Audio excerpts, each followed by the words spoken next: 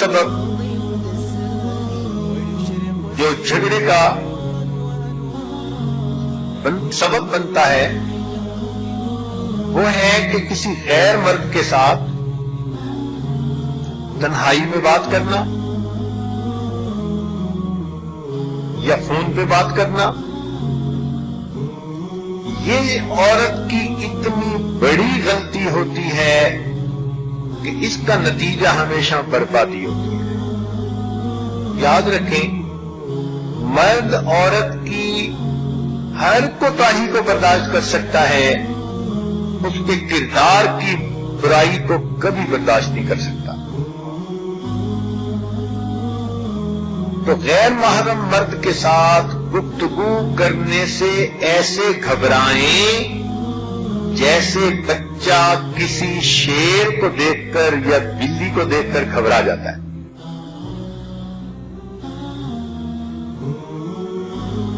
اس معاملے میں اپنے کردار کو بے داغ رکھیں. جب مرد کے دل میں یہ بات ہوتی ہے کہ میری بیوی پاک دامن ہے تو وہ پھر اس کی کڑوی کسیلی بھی آرام سے برداشت کر جاتا ہے.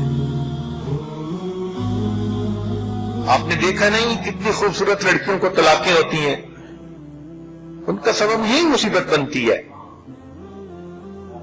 کسی کا فون آ رہا ہے، کسی کے میسج آ رہے ہیں، کسی سے بات ہو رہی ہے، خامند کو ذرا اس کا پتہ چلا تو بس یہ چیز میاں بیوی کے درمیان فاصلے ہونے کا سبب بن جاتی ہے. اس لیے خامند کی اجازت کے بغیر کوئی کام بھی نہ کیا کریں اور خامند کی اجازت کے بغیر گھر سے بھی نہ نکلا کریں. حدیث پاک میں آتا ہے جو بیوی اپنے خامند کی اجازت کے بغیر گھر سے نکلتی ہے جب تک لوٹ کر گھر نہیں آتی اللہ کے فرشتے اس عورت کے اوپر لعنت برساتے رہتے ہیں. اور ایک حدیث مبارکہ میں ہے کہ عورت کا خامند اگر کسی جائز بات پر ناراض ہوا اور عورت اس کی پرواہ نہیں کرتی، اس کا خیال ہی نہیں کرتی، جب تک مرد ناراض ہے اللہ تعالیٰ اس عورت کی نمازوں کو بھی قبول نہیں فرماتے. حدیث پاک میں غلام کے بارے میں بھی یہی آیا کہ اگر کوئی غلام اپنے گھر سے بھاگ جائے تو جب تک اپنے مالک کے پاس واپس نہ لوٹے اللہ اس کی نمازوں کو قبول نہیں فرماتے. تو حقیقت حال کو سمجھ کر دینی زندگی گزاریں گی تو انشاءاللہ یہ جھگڑے ہی ختم ہو جائیں گے. تو یہ باتیں تو وہ تھی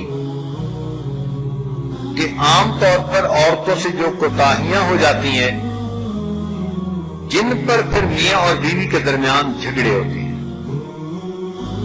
بلا اجازت کام کرنا یا بغیر اجازت گھر سے جانا یہ بڑی غلطیوں میں سے غلطی ہے. اب ایک حدیث مبارکہ سن لیجئے. نبی علیہ الصلوۃ والسلام کے مبارک زمانے میں ایک میاں بیوی اوپر کی منزل پہ رہتے تھے اور نیچے کی منزل پہ ماں باپ رہتے تھے. خامند کہیں سفر پر گیا اور اس نے بیوی کو کہہ دیا کہ تمہارے پاس پیچھے ضرورت کی ہر چیز ہے،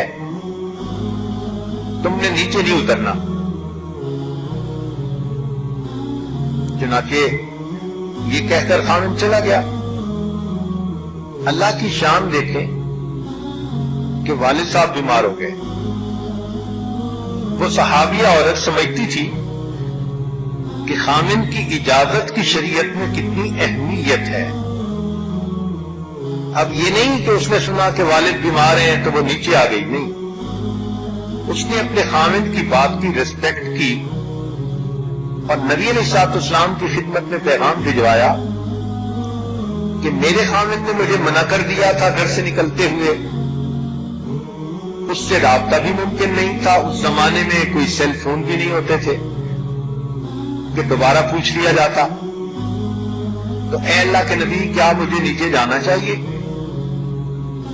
نبی علیہ السلام نے فرمایا کہ نہیں، آپ کے خامن نے چونکہ آپ کو منع کر دیا تو آپ نیچے نہ آئیں. اب ذرا غور کیجئے، نبی علیہ السلام خود یہ بات فرما رہے ہیں کہ آپ خامن کی اجازت کے بغیر نیچے مت آئیں.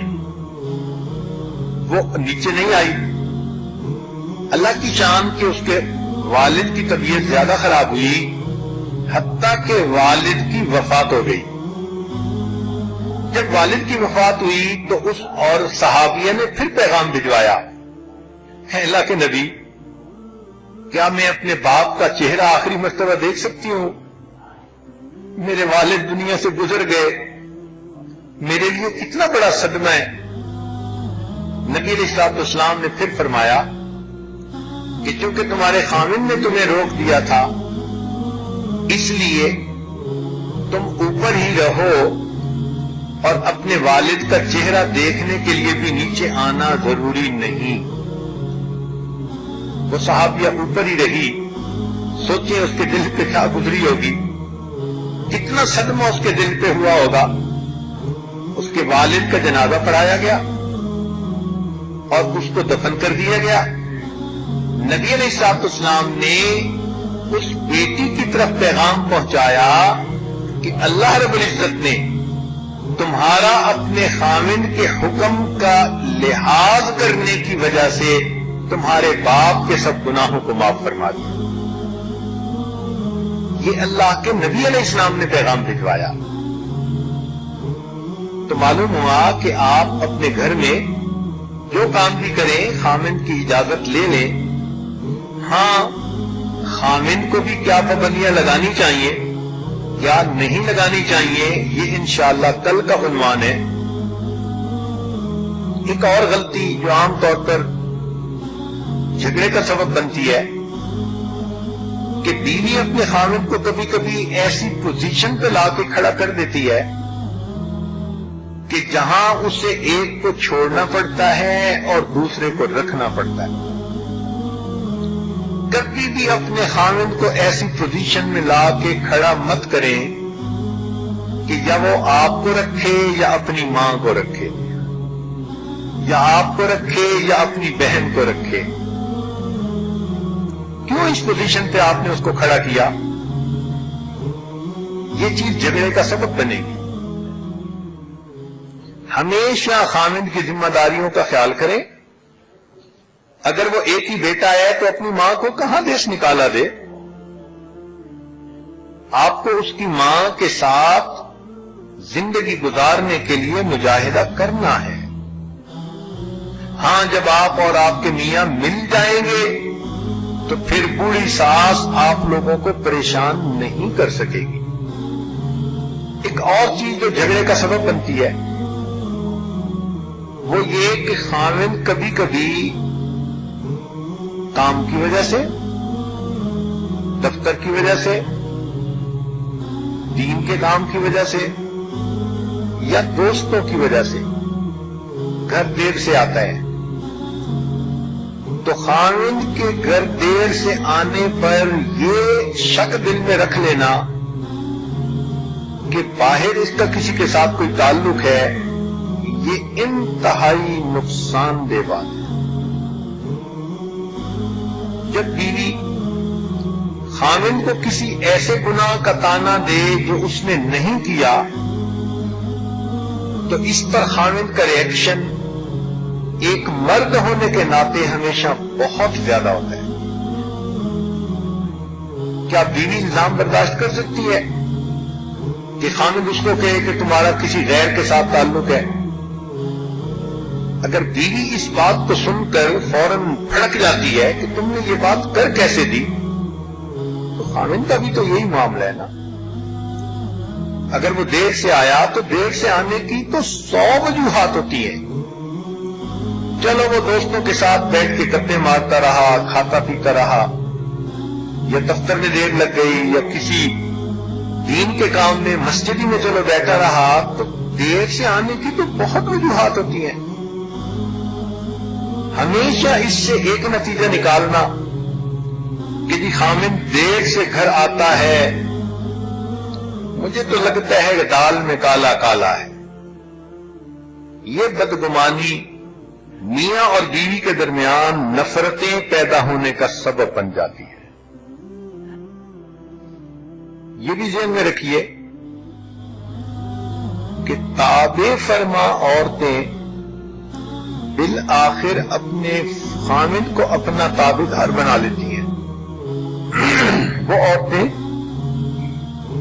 جو خامن کی مرضی کو پورا کرنے کی کوشش میں لگی رہتی ہیں، ایک وقت ایسا آتا ہے کہ خامن کے دل میں ان کی اتنی محبت ہوتی ہے کہ پھر خامن ان کی ہر مرضی کو پورا کر دکھاتا ہے۔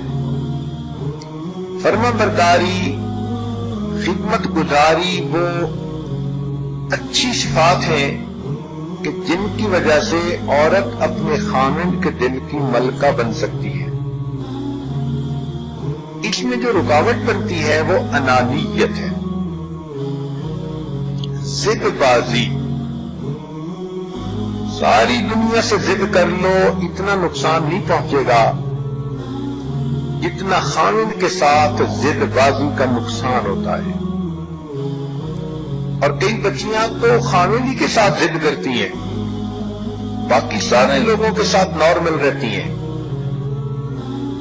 خامن کے ساتھ ضد بازی بنا لیتی ہیں۔ تو خامن کے ساتھ ضد کر کے دنگل کا اعلان مت کریں، انجام ہمیشہ اس کا برا ہی ہوتا ہے۔ عاجزی اللہ رب العزت کو بھی پسند ہے، اور عاجزی انسان کے مسائل کا حل بھی ہے۔ کوئی کام وقت پہ نہ کر سکی، کوتاہی رہ گئی، کمی رہ گئی، سوری کر لینے میں کیا رکاوٹ ہے؟ معافی مانگ لینے میں کیا رکاوٹ ہے؟ غلطی کو مان لینے میں کیا رکاوٹ ہے؟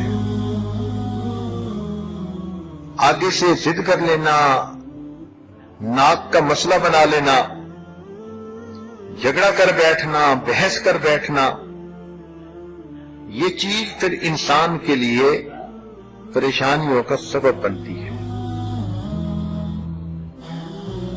کل اس ٹاپک پہ بات ہوگی، آج چونکہ پہلے سے بتا دیا کہ میاں بیوی دو انسان ہیں جنہوں نے مل کے زندگی گزارنی ہوتی ہے، تو کبھی بیوی کی غلطی سے جھگڑا، کبھی خامن کی غلطی سے جھگڑا، تو آج قدرتاً ہم نے عورتوں سے متعلق یہ باتیں بتائیں۔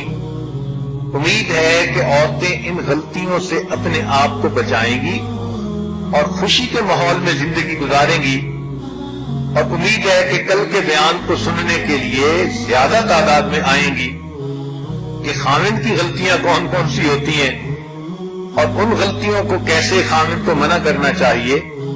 اللہ رب العزت سب خواتین کو ازدواجی زندگی میں خوشیاں نصیب فرمائے۔